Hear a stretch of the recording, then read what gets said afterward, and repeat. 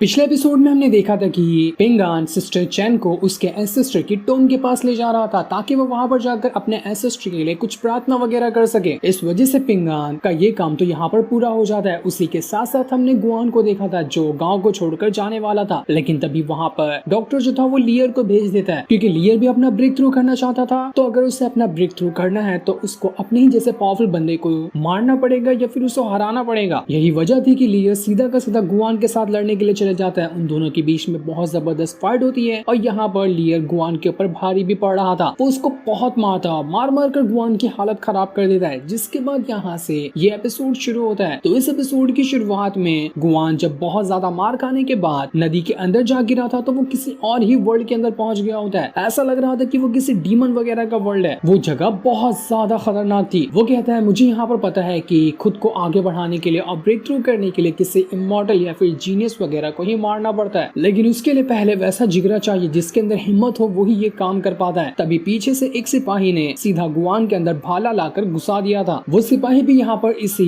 Demon world के अंदर कैद था। इस चीज को देखकर गुआन यहाँ पर बहुत ज्यादा गुस्सा हो जाता है तो वो वही भाला अपने अंदर से निकालता है और सिपाही के आर पार जाकर घुसेड़ देता है। लेकिन ये करने की वजह से उस डीमन वर्ल्ड के अंदर जितने भी डीमन थे वो सभी एक्टिवेट हो जाने लगते हैं कि आखिर गुआन की हिम्मत कैसे हुई यहाँ के बंदे की जान लेने की। वो सारी इविल और डार्कनेस वाली जो पावर थी वो गुआन को पूरी तरह से घेरने लग जाती है। असल में ये ऐसा वर्ल्ड है जो लोगों के माइंड के अंदर चलता है, यानी कि इस जगह पर असल में गुआन नहीं आया बल्कि उसकी स्पिरिट और उसकी कॉन्शियसनेस यहाँ पर आ चुकी है। उसकी फिजिकल बॉडी अभी भी तालाब के अंदर ही है जहाँ पर लियर ने उसको मारकर फेंक दिया था, लेकिन उसका माइंड यहाँ पर पहुंच चुका है और उस माइंड के ऊपर अब वो डार्कनेस वाली जो रेड पावर थी कंट्रोल हासिल करना चाह रही थी ताकि पूरी तरह से गुआन को एक डीमन बना दे और वो भी यहाँ पर हमेशा के लिए कैद रह जाएगा। अगर उसे यहाँ से बाहर निकलना है तो पहले उसको अपना ब्रेक थ्रू करना है, उसके बाद इन सभी डार्कनेस वाली पावर को खत्म करना है, उसके बाद ही वो यहाँ से बाहर निकल सकता है, वरना वो भी एक बिल्कुल जिंदा लाश बनकर हमेशा के लिए इस डार्कनेस वाले वर्ल्ड के अंदर कैद रह जाएगा। गुआन वहाँ पर अपनी पावर का इस्तेमाल करते हुए डार्कनेस की जो पावर थी उसे कम करने की कोशिश कर रहा था। वो कहता है पूरे 1000 साल से मैं डाली डायनेस्टी का नंबर 1 जीनियस रहा हूँ, तो तुम्हें क्या लगता है कि ये छोटी मोटी डार्कनेस की पावर मेरा कुछ बिगाड़ पाएगी? ऐसा कभी नहीं होने वाला। मैं यहाँ की हर एक डार्कनेस की पावर को खत्म कर दूंगा। जिसके बाद अब देखते ही देखते रियल वर्ल्ड के अंदर गुआन की जो बॉडी थी वो नदी के अंदर से बाहर निकल कर आ जाती है। उसका माइंड अभी भी वो डार्कनेस वाले वर्ल्ड में था, लेकिन उसकी फिजिकल बॉडी अब यहाँ पर लियर से फाइट करने के लिए तैयार हो चुकी थी। गुआन के माइंड में लग रहा था कि वो किसी डीमन का मुकाबला कर रहा है, लेकिन असल में रियल वर्ल्ड के अंदर वो लियर का मुकाबला कर रहा था। लियर ही उसे डीमन जैसा दिखाई दे रहा होता है तो वो बहुत गुस्से के साथ लियर को मारने लग जाता है। लियर भी यहाँ पर अपनी पावर का इस्तेमाल करते हुए गुआन के ऊपर अटैक करने की कोशिश कर रहा था, लेकिन जहाँ पहले लियर गुआन के ऊपर भारी पड़ा था इस बार वो भारी नहीं पड़ता। डार्कनेस से लड़ते लड़ते गुआन अब इतना स्ट्रॉन्ग हो चुका था कि वो लियर के हर एक अटैक को रोक पा रहा था। वो उसके सारे अटैक को रोकता और उसके ऊपर एक से बढ़कर एक अटैक करते जाता, जिन अटैक को रोकना लियर के लिए काफी ज्यादा मुश्किल हो रहा था। उसे समझ ही नहीं आता कि अचानक से गुआन को हो क्या गया, ये इतना ज्यादा स्ट्रॉन्ग अचानक में कैसे बन गया। गुआन लियर को बहुत मारता है, लेकिन लियर भी इतनी जल्दी हार मानने वालों में से नहीं था। वो भी अपनी पावर को एक्टिवेट करता है और गुआन के साथ फाइट करता है। इनका बैटल इतना एपिक था कि इसको देखते ही रह जाए। दोनों की लड़ाई की वजह से समुद्र में भी पूरा रास्ता बन गया था उनकी पावर की वजह से, लेकिन तब भी ये दोनों यहाँ पर नहीं रुकते। एक दूसरे के ऊपर अटैक पे अटैक किए जा रहे थे, मानो कि यहाँ पर दोनों एक दूसरे को चीर फाड़ के खत्म कर देंगे। गुआन यहाँ पर लियर को बहुत मारता है, लेकिन लियर भी उसके हर एक अटैक का जवाब दे रहा था। उनकी अटैक में इतनी पावर थी कि आसपास का पूरा इलाका तहस नहस हो जाता है। पूरे नदी का पानी तो समझो खत्म ही हो गया था इनकी फाइट की वजह से, लेकिन तब भी गुआन को कुछ नहीं होता। वो डीमन पावर से अपने माइंड के अंदर कंट्रोल कर रहा था और उसके साथ फाइट कर रहा था, और रियल वर्ल्ड में वो लियर के साथ फाइट कर रहा था। उसका माइंड अलग चल रहा था, उसकी फिजिकल बॉडी अलग चल रही थी। इसी वजह से वो खुद के होश में भी नहीं था और होश को खोकर वो ऐसा मारता है लियर को कि लियर को खुद समझ नहीं आ रहा था कि ये क्या हो रहा है। वो सीधा एक पहाड़ उठाता है और लियर के ऊपर ही फेंक देता है, लेकिन लियर ने एक ही हाथ से पूरा पहाड़ को तोड़ दिया था। वो हाथ मारते हुए पहाड़ के बीच में क्रैक ले आता है, लेकिन इतना भी कम नहीं था। लियर दोबारा जब अटैक करने की कोशिश करता है तो गुआन उसके सारे अटैक को रोक लेता। गुआन बहुत मारता है उसको। वो लियर को और ज्यादा गुस्सा दिलाते हुए कह रहा था कि बस इतना ही कर सकता है, मुझे लगा कि तू और ज्यादा कमाल का होगा, पहले तो बड़ा अच्छे से फाइट कर रहा था, अब क्या हो गया तुझे? आप मुझसे फाइट करना, मुझे और ज्यादा गुस्सा दिला, मुझे बहुत ज्यादा गुस्सा आ रहा है। इस वजह से लियर भी भड़क जाता है, इसलिए अब वो वहाँ पर गुआन को भी पीटने लग गया था। वो बहुत मारता है गुआन को, पूरी उसने अपनी जान लगा दी थी ताकि वो गुआन को मार डाले, लेकिन फिर भी वो गुआन को नहीं मार पा रहा था। यहाँ गुआन रियल वर्ल्ड के अंदर लियर के ऊपर भारी पड़ रहा था, तो उसी तरह से माइंड के अंदर जहाँ डीमन वर्ल्ड के अंदर गुआन का माइंड चला गया है, वहाँ पर वो उन डीमन और डार्कनेस की पावर पे भारी पड़ते जा रहा था। वो डार्कनेस की पावर को अपने अंदर कंट्रोल करने लग जाता है। बड़े से बड़े डीमन उसके ऊपर अटैक करने के लिए आए थे, लेकिन फिर भी वो कुछ नहीं कर पाते। गुवान ने सारे के सारे डीमन को खत्म कर दिया था। आखिरी में एक बहुत बड़ा डीमन बचा होता है, तो वो भी इतना घसीट के उसको पंच मारता है कि उस डीमन की हालत खराब हो चुकी थी। वो डीमन इतने आसानी से नहीं मरने वाला था। यहाँ वो वर्ल्ड में डीमन को पंच मार रहा था, तो लियर वर्ल्ड में उसने लियर को ही पंच मार दिया होता है, जिस वजह से लियर की भी हालत खराब हो गई थी। ऐसा लग रहा था कि अब लियर यहाँ पर हार जाएगा। इसके बाद गुवान ऐसा अटैक करते हुए उस डीमन को खत्म ही कर देता है कि वो डीमन के वर्ल्ड से बाहर निकल कर आ चुका था। अब उसे होश आ गया होता है और उसे समझ आने लग गया था कि वो क्या कर रहा है। डीमन की जितनी भी डार्कनेस की पावर थी वो सब खत्म हो चुकी थी। गुवान ने खुद को डीमन के वर्ल्ड से आजाद कर लिया। मानना पड़ेगा बहुत ज्यादा खतरनाक आदमी है ये। और यहाँ पर सिर्फ उसने खुद को आजाद नहीं किया था, बल्कि उसने अपना ब्रेक थ्रू भी किया था। लियर को तो उसने नहीं मारा, लेकिन डीमन को खत्म करके उसने अपना ब्रेक थ्रू जरूर कर लिया। ये सारी चीज यहाँ पर लियर की बदौलत ही हो पाई थी। तो वो लियर का थैंक यू कहता है कि तुम्हारा बहुत बहुत शुक्रिया जो तुमने यहाँ पर मुझे ब्रेक थ्रू करने में मदद की, जिस ब्रेक थ्रू को मैं काफी टाइम से नहीं कर पाया था। लियर उदास हो जाता है कि यार मैं अपना ब्रेक थ्रू करने वाला था, लेकिन मेरा ब्रेक थ्रू ही नहीं हुआ, और देखो इसका आराम से ब्रेक थ्रू हो गया। मेरी तो किस्मत ही खराब है यार। इसलिए वो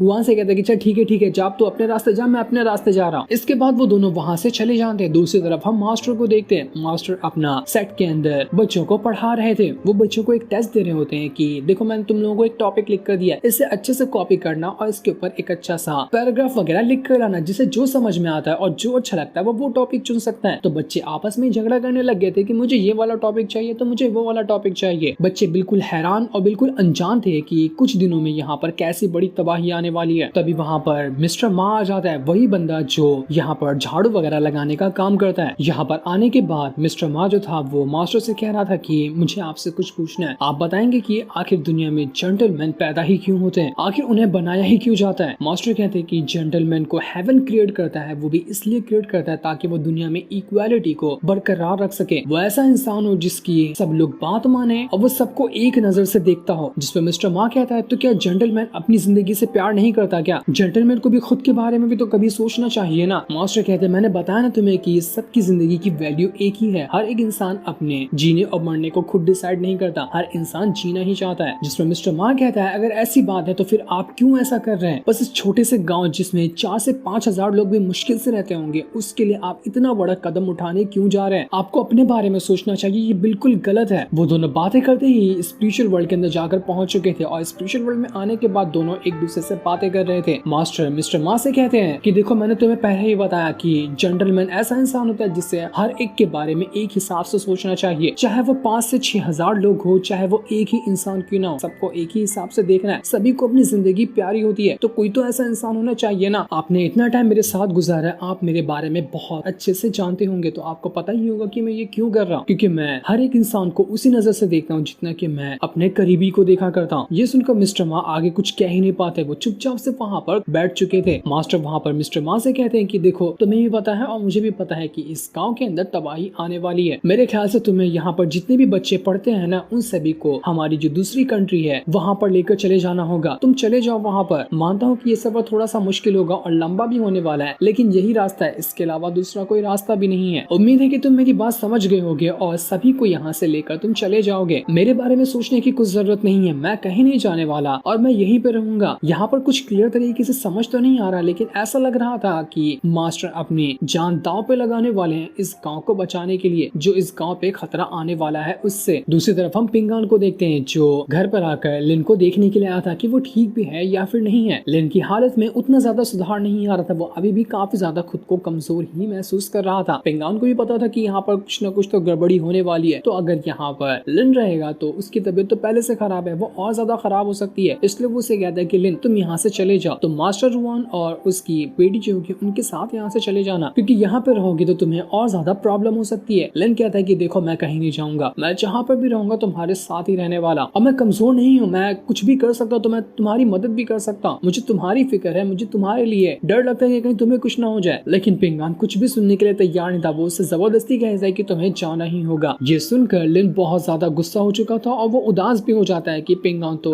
उसे अपने साथ रखने के लिए तैयार ही नहीं हो रहा। दूसरी तरफ हम डॉक्टर को देखते हैं, जहाँ पर वो दूसरा वाला बंदा अभी भी डॉक्टर के लिए दारू वगैरह बनाकर दे रहा था। कुछ देर बाद वहाँ पर लियर भी पहुंच जाता है। डॉक्टर से कहता है कि लियर तुमने अपना ब्रेक थ्रू किया क्या, या फिर नहीं कर पाया तुम अपना ब्रेक थ्रू? तुम्हें अच्छा मौका मौका मिला था ना, बताओ कि तुमने अपना ब्रेक थ्रू किया या नहीं किया। लेयर कहता है कि मैंने करने की कोशिश तो की थी, लेकिन शायद मेरी जो कल्टीवेशन की फाउंडेशन है ना वो उतनी ज्यादा स्ट्रॉन्ग नहीं है। अगर मेरी फाउंडेशन स्ट्रॉन्ग होती तो गुआन से पहले मैं अपना ब्रेक थ्रू कर जाता, लेकिन यहाँ पर मैं तो ब्रेक थ्रू नहीं कर पाया, पर गुआन ने अपना ब्रेक थ्रू किया और वो मुझे थैंक यू बोलकर भी चला गया। ये सुनकर दूसरा वाला बंदा जो होता है वो डॉक्टर से कहता है कि देखो यहाँ पर लियर तो अपना ब्रेक थ्रू नहीं कर पाया, तो डॉक्टर आप मुझे कोई तरीका बताओ ना जिससे मैं भी अपना ब्रेक थ्रू कर लूं। मैं हर वो चीज करने के लिए तैयार हूँ ताकि बस मेरा ब्रेक थ्रू हो जाए। लेकिन डॉक्टर कहता है कि तुम्हें मैंने पहले भी कहा है ना कि तुम ब्रेक थ्रू नहीं कर सकते, तो एक बात को लेकर तुम मुझे क्यों इतना ज्यादा परेशान कर रहे हो। जैसा मैं करता हूँ वैसा ही कहते जाओ, उसी में तुम्हारी भलाई है, ब्रेक थ्रू करना तुम्हारे बस की बात नहीं। ये सुनकर लियर भी डॉक्टर से कहता है कि आप इतना ज्यादा रूड तरह से उस बंदे से क्यों पेश आते हैं, वो बिल्कुल मेरे एक छोटे भाई की तरह है। मैंने इतने सालों से आपका ख्याल रखा है, आपकी खिदमत की और आपके हमेशा साथ रहा, लेकिन तब भी आप उसके साथ इतना रूड बर्ताव क्यों करते हैं। लेकिन डॉक्टर उसको इस चीज का कोई जवाब नहीं देता। वो उससे कहते हैं कि देखो गांव में तबाही आने वाली है, तो तुम जितना हो सकता है अगर जाना चाहते हो गांव से तो चले जाओ, अपनी बीवी को उठाओ, बच्चे हैं तो उनको उठाओ और लेकर इस गांव को छोड़कर चले जाओ, उसे में तुम्हारा भलाई है, वरना आगे किसने नहीं देखा कि यहाँ पर क्या हो जाए। लियर वहाँ पर डॉक्टर से कहता है कि तो क्या आप नहीं जाने वाले यहाँ से, आप यहीं पे रहेंगे, आपको भी तो चलना चाहिए ना, क्योंकि तबाही में तो आपको भी कुछ हो सकता है। डॉक्टर कहता है कि नहीं, मैं कहीं नहीं जाने वाला, मैं तो वैसे भी बूढ़ा हो चुका हूँ और अपनी मौत का ऐसे ही इंतजार कर रहा हूँ, तो चलो इसी बहाने मेरी मौत आ जाए तो अच्छी बात होगी। वैसे भी मेरा जिंदगी से मन भर चुका है, तो मुझे अब इसे और ज्यादा नहीं जीना। लियर जैसे ही वहाँ पर जाता है, जुआन की दादी जो थी उसकी आत्मा यहाँ पर आ जाती है, क्योंकि उसकी सोल को आफ्टर लाइफ में जाने से पहले ही डॉक्टर ने अपने पास कैद करके रख लिया था। सोल उसके पास ही होती है। जुआन की जो दादी थी वो डॉक्टर से कह रही होती है कि मुझे पता है कि आपने मेरी सोल को इसलिए रखा होगा ना ताकि मैं जुआन से दोबारा जाकर मिल सकूं। मुझे मेरे पोते को बस एक बार देखना है, उसे देख लूंगी ना तो मैं बिल्कुल खुश हो जाऊंगी। मुझे ऐसे बचाकर सोल को मेरी रखने का कोई फालतू मतलब तो नहीं होगा, आपने किसी न किसी वजह से ही मुझे यहाँ पर रखा है। ये सुनकर उस डॉक्टर को काफी ज्यादा गुस्सा आ जाता है और वो जो सिगार फूंक रहा था वो सीधा उस सोल के ऊपर ही मार देता है। वो उसे कहता है कि देखो मैंने यहाँ पर किसी के ऊपर एहसान करने के लिए तुम्हें नहीं बचाया, मुझे खुद जरूरत थी इसलिए मैंने तुम्हें बचाया है। जैसा मैं कहता हूँ तुम्हें वही करना पड़ेगा, और अगर तुम यहाँ पर वो नहीं करते हो तो तुम्हारी सोल को मैं अभी यहाँ से हेल में भेज दूंगा। मैंने तुम्हें इसलिए बचाया ताकि तुम एनी टाइम उस ब्रिज के ऊपर नजर रखो जिस ब्रिज के नीचे वो हाई लेवल की स्वॉट टंगी हुई है जो किसी को अपना मास्टर चुनेगी। मुझे उस चीज की पल पल की जानकारी चाहिए, क्योंकि मैं जल्दी वहाँ पर नहीं जा सकता, मैं ज्यादा टाइम यहीं पे रहता हूँ, तो मुझे आस पास क्या हो रहा है की जानकारी चाहिए। उसी के लिए मैंने तुम्हारी सोल को यहाँ पर बचा कर रखा है। तुम्हारे लिए जानना इतना ही काफी है, इससे ज्यादा कुछ जानने की तुम्हें जरूरत नहीं है। तो अब जाओ और जो काम मैंने तुम्हें दिया है तुम्हें वो काम करना है। जिसके बाद अब देखते ही देखते पूरे गांव के ऊपर का जो मौसम था वो पूरी तरह से बदलने लगता है, मानो कि यहाँ पर तूफान आने वाला है जो कि बहुत ही खतरनाक होगा। डॉक्टर जब शांति से अपने घर के अंदर बैठा हुआ था तो वहाँ पर मास्टर आने लगते हैं जो डॉक्टर से ही मिलने के लिए आए हुए थे। डॉक्टर मास्टर को यहाँ पर देखकर एकदम हैरान रह जाता है कि अरे मास्टर तुम यहाँ पर क्या कर रहे हो, तुम तो बड़ी मुश्किल से अपने सेट से बाहर निकलते हो, कैसे आना हुआ यहाँ पर, तुम पहली बार मेरे घर के अंदर आए, आओ बैठो तुम्हारा स्वागत है। मास्टर कहते हैं कि मैं जरा ना यहाँ पर पिंगान से मिलने के लिए आया था, मुझे नहीं पता कि पिंगान कहाँ पर चला गया, मुझे उससे मिलना है, मुझे बस इतना पता था कि वो आपके पास तो आया ही करता है, जब भी उसे किसी चीज की जरूरत पड़ती है तो मैं उसी के लिए यहाँ पर आया ताकि मैं यहाँ पर थोड़ी देर इंतजार करता हूँ, क्या पता थोड़ी देर के अंदर पिंगान यहाँ पर पहुंच जाए। इस वजह से मास्टर और डॉक्टर वहीं पर बैठ जाते हैं ताकि वो पिंगान के आने का इंतजार कर सके। बैठे बैठे दोनों वहाँ पर आपस में बातें कर रहे थे। डॉक्टर मास्टर से कहता है कि मुझे पता है जो भी यहाँ पर होने वाला है तुम इसे इतनी आसानी से तो नहीं होने दोगे, तुम इसको रोकने के लिए कुछ न कुछ तो करोगे। मुझे वो चीज नहीं पता कि तुम क्या करने वाले हो और उसको करने में कितनी ज्यादा मुश्किलें आएंगी, लेकिन तुम जैसे बंदों को मैं अच्छे से जानता हूँ कि तुम अपनी जान तक लगा दो। मास्टर यहाँ पर क्या करना चाहते हैं इसके बारे में भी कोई भी परफेक्ट इन्फॉर्मेशन नहीं थी, वो आगे आने वाले एपिसोड में अच्छी तरह से हमें पता चल जाएगा। यहाँ पर तो बस अभी में ये बताया जा रहा है कि मास्टर कुछ ऐसा करने वाले हैं जो तबाही को रोक सके, और वो चीज जो भी होगी वो बड़ी खतरनाक होगी। वो लोग आपस में यहाँ पर बातें कर रहे थे कि थोड़ी देर में पिंगान वहाँ पर पहुंच जाता है, जो डॉक्टर से कहता है कि डॉक्टर आपने कहा था कि लिन ठीक हो गया, लेकिन वो अभी भी बहुत ज्यादा खुद में कमजोरी महसूस कर रहा है, तो आपके पास कोई दूसरी दवा नहीं है क्या जिसकी मदद से उसे ठीक किया जा सके? आपने मुझे भी रिकवर किया था तो आप उसको भी रिकवर कर दो। लेकिन जब डॉक्टर यहाँ पर मास्टर को देखता है तो वह हैरान रह जाता है कि अरे मास्टर आप यहाँ पर क्या कर रहे हैं, आपको मुझसे कुछ काम किया था क्या? डॉक्टर पिंगान से कहता है कि देखो मैंने अपना दुकान बंद कर दिया, मैंने अपना डॉक्टर का धंधा भी छोड़ दिया क्योंकि तबाही वैसे भी आने वाली है, तो मैं लोगों का इलाज करके क्या करूंगा, तो तुम चले जाओ यहाँ से। मास्टर पिंगान से कहते हैं कि पिंगान जरा इधर आओ, मुझे तुमसे कुछ बात करनी है। इसके बाद मास्टर और पिंगान दोनों बारिश के अंदर छतरी लिए वे आगे बढ़ते जा रहे थे। मास्टर यहाँ पर पिंगान से कहते कि देखो मुझे कुछ ज्यादा इंपॉर्टेंट बात तुमसे नहीं करनी है, लेकिन बस तुम्हें कुछ चीज देनी थी। वो अपने पास से छोटी सी सील निकालते हैं और वो पिंगान को देते हुए कहते कि इसे अपने पास रखो, कभी न कभी ये तुम्हारे काम आएगी। इस सील को मैंने खास तुम्हारे ही बनाया है, जब काम आने वाली रहेगी ना तुम्हें पता चल जाएगा कि ये किस में काम आएगी। उसी के साथ साथ मुझे तुम्हें कुछ और कहना था। मैं तुम्हें ये कहना चाहता हूँ कि इस बात को हमेशा अपने दिमाग में डाल कर रखना कि जेंटलमैन इंसान वही होता है जो हर खतरों को पार करके लोगों को बचाने के लिए खड़ा रहे। वो अपनी जान की परवाह नहीं करता, लेकिन दूसरों की जान की परवाह उसे हमेशा रहती है। तुम्हारे अंदर जेंटलमैन वाली खासियत है। वो टाइम जल्दी आएगा जब तुम्हें इस चीज को टेस्ट करने का भी मौका मिलेगा, तो उस चीज के लिए हमेशा तैयार रहना। और इतना कहने के बाद मास्टर से जाने लगते थे। पिंगान को कुछ समझ नहीं आ रहा था कि आखिर यहाँ पर मास्टर ने क्या कहा, उनके कहने का मतलब क्या था और वो मुझे ऐसा कहकर क्यों चले गए। मास्टर कभी भी कोई चीज बिना मतलब की तो नहीं कहते, कुछ न कुछ उनका मतलब था ये कहने में। इसके बाद यहाँ का मौसम और ज्यादा बदलने लग जाता है। इसी खराब मौसम के अंदर मास्टर उस ब्रिज पे जाकर खड़े हो जाते हैं जिस ब्रिज को क्रॉस करने के लिए मास्टर रुआन ने लिन को मना किया था। और उसी ब्रिज के नीचे वो स्वॉर्ड टंगी हुई है जो किसी को भी अपना मास्टर चुनेगी। और उसी स्वॉर्ड के अंदर एक स्पिरिट भी मौजूद है। मास्टर यहाँ पर उसी स्पिरिट से बात करने के लिए आए थे, तो स्वॉर्ड के अंदर से स्वॉर्ड स्पिरिट बाहर निकल कर आ जाती है जो काफी ज्यादा उदास लग रही थी। मास्टर स्वॉर्ड स्पिरिट से कहते कि मुझे पता है तुम भी बहुत ज्यादा उदास हो और मैं भी इस चीज के लिए काफी ज्यादा उदास हूँ, लेकिन हमें वो चीज करनी ही होगी। मुझे पता है कि तुम्हारे पास कुछ सवाल है और उसका जवाब भी अब मुझे मिल चुका है। तुम इंतजार करना, तुम्हारे सवालों का जवाब मैं कुछ ही टाइम के अंदर तुम्हें दे दूंगा। इधर पिंगान मास्टर की बात को सोचते सोचते जैसे ही वो अपने घर के पास आता है, वहाँ पर निंगिया बैठी हुई थी जो पिंगान से कहती कि पिंगान लिन चला गया। वो काफी ज्यादा उदास होकर यहाँ से चला गया है। ये सुनकर पिंगान एकदम परेशान हो जाता है कि अरे लिन तुमने क्या किया, मैं तुमसे आखिरी बार मिलना चाह रहा था ना, देखो मैं तुम्हारे लिए दवा भी लाया था, लेकिन तुम मुझे ऐसे छोड़कर कैसे चले गए, तुमने आखिरी बार मेरी तरफ मुड़कर भी नहीं देखा। वो पूरे गुस्से के साथ भागते हुए लिन को ढूंढने के लिए जा रहा था। वो जंगल पार करता है, उसे जहाँ रास्ता दिखता वो उस रास्ते से होकर बस भागे जा रहा था ताकि लिन उसे मिल जाए, लेकिन उसे कहीं पर भी लिन दिखाई नहीं देता। काफी दूर आने के बाद उसे एक खाई के नीचे लिन का